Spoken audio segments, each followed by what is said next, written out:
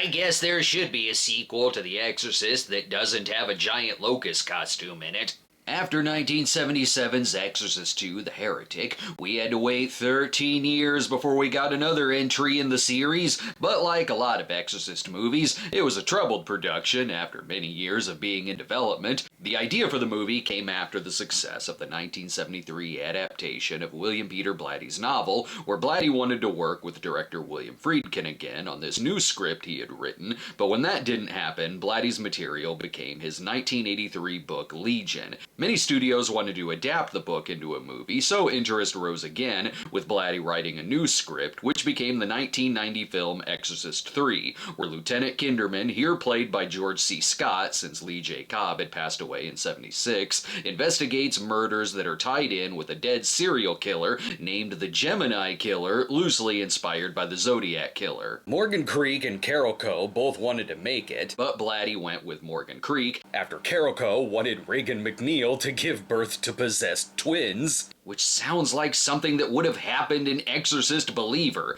Blatty also stepped in as director after approaching John Carpenter for the job, but it became clear that Blatty was so protective of the material that he wanted to direct it himself. The movie was meant to be more so a standalone story, but under the insistence of Morgan Creek, scenes were reshot for it to have more connections with The Exorcist than originally intended. Blatty also wanted the title of the film to remain Legion, but the studio wanted Exorcist somewhere in the title, and one of the proposed titles was Exorcist 1990 to further distance itself from Exorcist II, but they settled for Exorcist III against the wishes of the director. Headaches behind the scenes can still lead to great films, and Exorcist III would go on to be the most loved of the Exorcist sequels, which isn't saying much, but it does have a huge fan base. No wonder it won our Patreon poll, despite there being a lot of damn Satanists in there not voting for some good Christian material like Texas Chainsaw 2003. Sorry, fooling around, we're messing with some devil worship this week. You know it's an early Morgan Creek movie when it doesn't have the Robin Hood Prince of Thieves music playing over the logo. The film is again set in Georgetown, this time years after the Regan McNeil possession, where this time the exorcists train in water racing. Recasting was also done on the character of Father Dyer since William O'Malley was unavailable, so here he's played by Ed Flanders, but they did get the stairs back to return.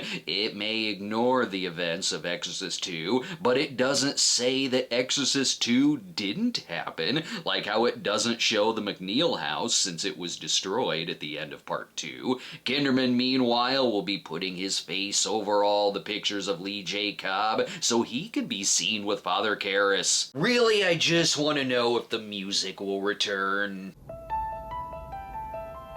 It does. Tonally, they do a really good job of making this feel more like the first film than the second. Blatty brought some regulars with him, as cinematographer Jerry Fisher and composer Barry Dvorzan also worked on the ninth configuration, which was directed by Blatty. It's so scary, it's waking up Jesus!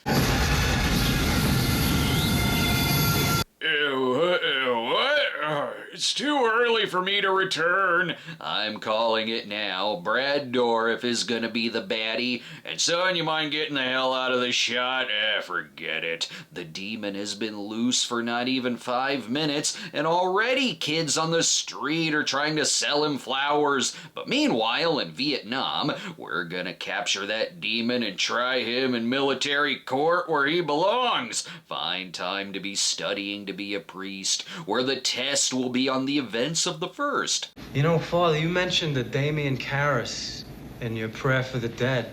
Father, isn't he the one who died in a fall on those steps? Kevin Corrigan looks like the type who's really just there to study partying. We'll fill you in on the parts of the first movie that you missed. All these years later, and they really need to make those stairs softer. It also uses a lot of the characters' movie talk, like in the Exorcist novel. Any plans today, Joe? This afternoon I'm at the Flicks. It's a Wonderful Life. We don't have the heart to tell him he's watching the Marlo Thomas version of It's a Wonderful Life. It is a murder investigation film too, as the kid from the opening was found dead and his head replaced with the statue of Jesus, which could be the Gemini killer, only he's been dead for 15 years. Hey, if there can be another Son of Sam, anything is possible. We see more of Kinderman's home life too, where he'll be an expert on horror films. His wife is Zora Lampert from Let's Scare Jessica to Death. I'm glad to see his friendship with Father Dyer continuing, and they're both still film buffs. His badge is like his AMC A-list. He can see all the pictures he wants. I really like watching these two shoot the shit, like how his mother-in-law is visiting and wants carp but keeps it alive. But because it's supposedly filled with impurities, she buys it live. For 3 days, it's been swimming up and down in my bathtub. What in God's name kind of laugh track sitcom are you living in? You don't know who's gonna turn up in this. Wait, Larry King? That officially puts The Exorcist in the Ghostbusters universe. Can I just see these two have their own version of My Dinner with Andre? And your god goes waltzing blithely through the universe like some kind of cosmic Billy Burke. Who among us doesn't worship at the altar of the great Billy Burke? The dead kid wasn't just found with a Jesus statue on his head, but... In place of his head was the head from a statue of Christ, all done up in blackface. Are you sure you just didn't find the body of Bosco the Talk Ink Kid? This seems like the kind of movie where the confessions will get weird.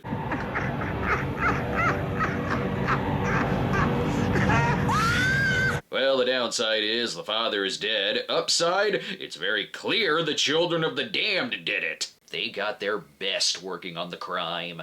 Do we really need prints from the inside of the sliding panel? I mean, all you're going to get are the prints of the priest. Right? Why bother? The playoffs are on, Lieutenant. We kind of want to duck out of here early. The movie does its job of not showing us the kid's murder, but is still disturbing for how brutal the scene is described to us, and it can still give us some humor with these two. I don't know you. You're reading Women's Wear Daily?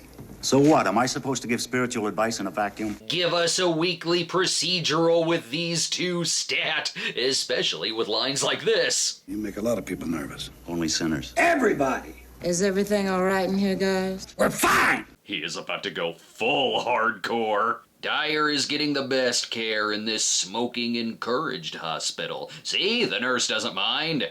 Go in peace, my child. May the Schwartz be with you. I love that they apparently went to go see Spaceballs together. How graphic is the priest's murder scene gonna be? He couldn't cry out for help, so the killer was able to take his time. Well, aren't you too cool for school? The theory they're working on is that two people are committing the murders, while he's working very hard to come up with puns for the next time he puts his sunglasses on. And just what in the hell did Kinderman eat before bed to give him these kinds of dreams? It may be heaven, but that doesn't mean you don't have to wait like the rest of us at the train station to the pearly gates. I wonder who's gonna be in first class. Wait, Fabio? That's what happened when he ate butter instead of I can't believe it's not butter. And look who else is here.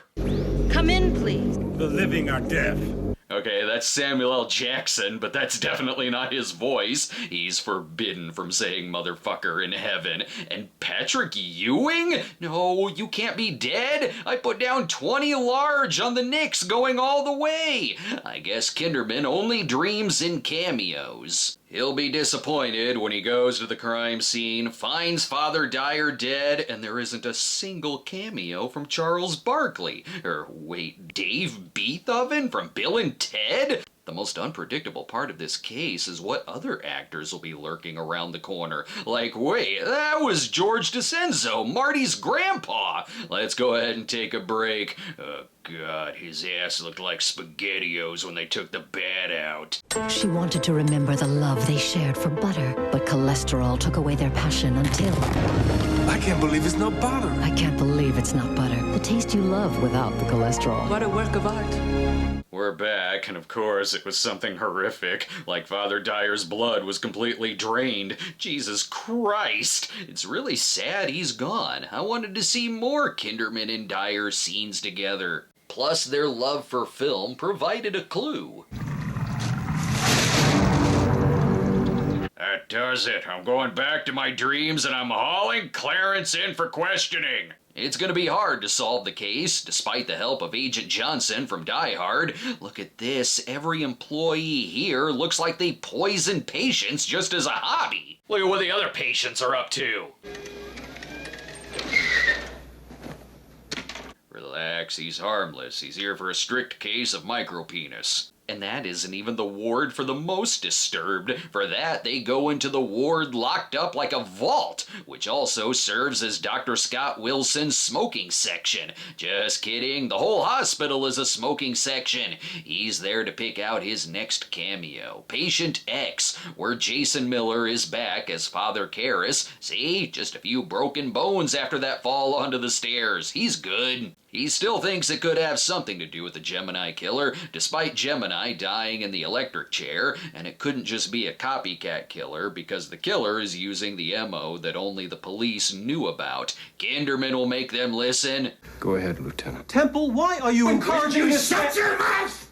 I love the movie genre of things stressing George C. Scott the hell out. Also, why in God's holy name does the hospital have items like this? Oh, in case one of the loonies gets their head caught in the banister and we need to cut it off. It's hard for the lieutenant to find out where the killer will strike next because every location is creepy as hell. You don't even need to add the statue of the Joker. These are the most terrifying churches I've seen. Naturally, there are connections between this case and the McNeil case, with the murder victims all tying in to the exorcism from the first, right down to this kid's mom being the one who decoded the Pazuzu message. But the expert he needs to be talking to is Father Morning. He's recently performed an exorcism that was so scary it turned his hair white. And also, the studio demands it. All of Nicole Williamson's scenes were done in reshoots so an exorcism could be added to the film, and so he could train Spawn to fight the devil if need be. Unfortunately, a possible witness to the crime also sees invisible radios, so she'll be of no help,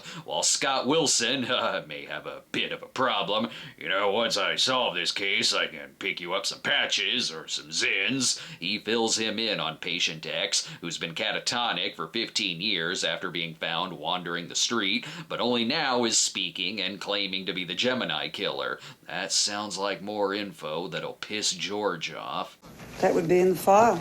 It is not in the file. It is not. Seems to me like he also quit smoking recently. See, look. My God, Doctor, give him a pack of Marlboros. We know you have some.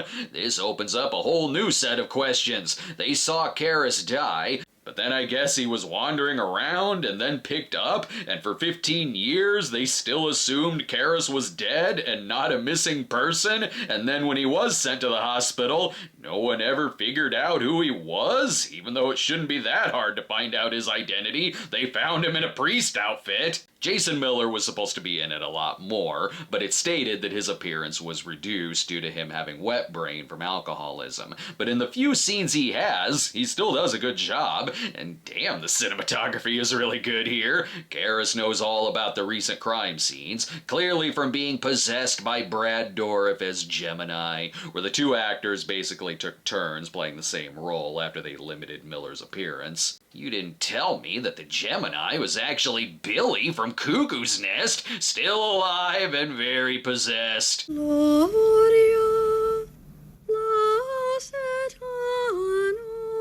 I guess the two of them can go see musicals together now that Dyer is dead. He's needed someone to attend shows with. This is one where I'm mainly just watching the movie when I should be taking notes. Like, Christ, he's creepy in this. Since a lot of Dourif's scenes were reshoots, he was critical of his own performance, but he's selling me on it. It's another scene where it doesn't have to show the murders he's describing, just him talking about it is chilling. Then, of course, no one notices pearls before sun. You're creeping me out, man! He's figured out that the best way for him to turn back into Jason Miller is one intense stare down from the world's most stern grandfather. And speaking of reshoots, we can randomly put another Nicole Williamson shot in here, and the studio says he should be looking at a book. Make sure it's got the word exorcism in there somewhere. Plus, if the daughter can walk around the house, like any minute she'll do a crab walk, even though she's just kissing her dad goodnight, that'll work too. Despite all that, it still lets its suspense and mystery build and build to where when we do get jump scares in it, one is a little silly, and then another is one of the best I've ever seen, where the anticipation is great because they linger on this shot for a while before this happens. Pants properly shit. Gonna need to take another break to wipe this up a little. Beyond the door. Step inside if you dare. We're back. That crime scene is gonna be gross again, isn't it? Then the killer stuffed her body with other materials and sewed her back up. Shit, is that where my keys are? Not only that, crap, Dr. Mixture was killed with a needle again. You got a lot of explaining to do, you goddamn magician. Who was the poor, unfortunate soul who had to bandage up his nose? Not only is Pazuzu very vulgar with the naughty language, but is a vengeful spirit, as a demonic force known as the Master, probably Pazuzu, is using the Gemini killer to get revenge on those responsible for the McNeil exorcism, including trapping Karras's spirit inside, or as he puts it, He will never get away! His pain won't end! You're about to get another goddamn slap to the face. The monologue goes on for a while, with the talk of Karras's soul being swapped out for Gemini's, but Dorff keeps it riveting. Plus, he helps me out by making movie references for me. Child's play, Lieutenant. Great, now we got serial killer Charles Lee Ray in there too. Clearly, he's got someone in the hospital who is able to get out and commit the murders. Who could it be? Wendy Torrance, perhaps? The creepy one spying on him from the closet? Or what the hell? This incredibly chilling effect? Good God, whatever you're giving these patients, I want some. Either that or you have radioactive spiders going around biting all of them. There is some good editing going on here sometimes. Like when he figures out that the killer may be going after his family, and you think she's talking to Kinderman on the phone, but when it shows him, he's only listening to a busy signal. I knew we should have been questioning the nurse who looks like she's on her way to an insidious audition. This part's pretty funny, though. Oh, hi, Dad. Does Dad usually knock on the door with his gun drawn? Guess that's normal, considering they were okay with letting the ghostly nurse into the house. Please help me. So she's staying for dinner or what? Wow, I was right. He does live in a sitcom house. This feels like a Sweeps Week episode. Like Roy!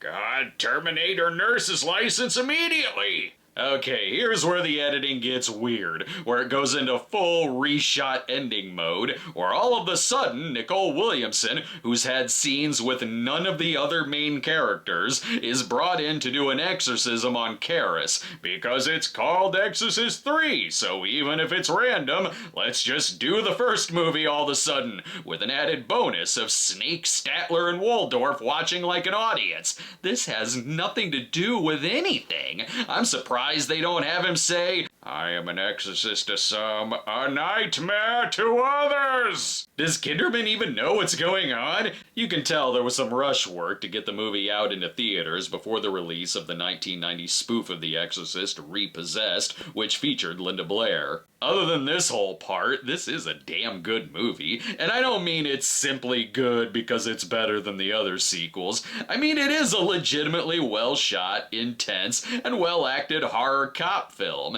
It has standout, creepy-ass moments that do stick with you. It does well with the dialogue, too, like the enjoyable banter. That makes you forgive a lot of the flaws, like, okay, Father Morning may be dead, but what did that have to do with anything? For a long time, people demanded Blatty's original cut be released, which would have been way closer to his vision, but it was long thought to be lost footage until there was recovered footage for a director's cut release in 2016 from Scream Factory. You can see both versions on Tubi, under the theatrical cut and the Legion cut. So long as we still get the weirdest college party I've ever seen, you are gonna get fired from the force if they find you attending this gathering. Sure, Karras has been in torment for 15 years, but his hair still looks nice. And my god, I wish I was watching the version that takes out the reshoot ending, like Morning still being alive. Damien! Fight! Fight! Thanks, yet another thing that didn't need to be there for Kinderman to finally blow the killer away, thus saving Karras' soul with the help of the Father, Son, Holy Spirit, and Smith & Wesson. It is a bittersweet ending where they can finally lay their friend down to rest, and then pack it all up quick to watch the rest of the game with Patrick Ewing. They cut to the credits fast. It would still be a lot of years before there'd be another Exorcist film, where even more studio problems would be had. Paul Schrader came in to do an Exorcist prequel, till the studio hired Rennie Harlan to reshoot most of the movie, which was released in 2004 as Exorcist the Beginning, and then Schrader's version, Dominion, had a small release in 2005. You know what, I think I'll do Dominion first, since that was made first, and I've never watched them in that order before, so we'll see how that goes. Dominion, prequel to The Exorcist, rated R, starts Friday, May 20th.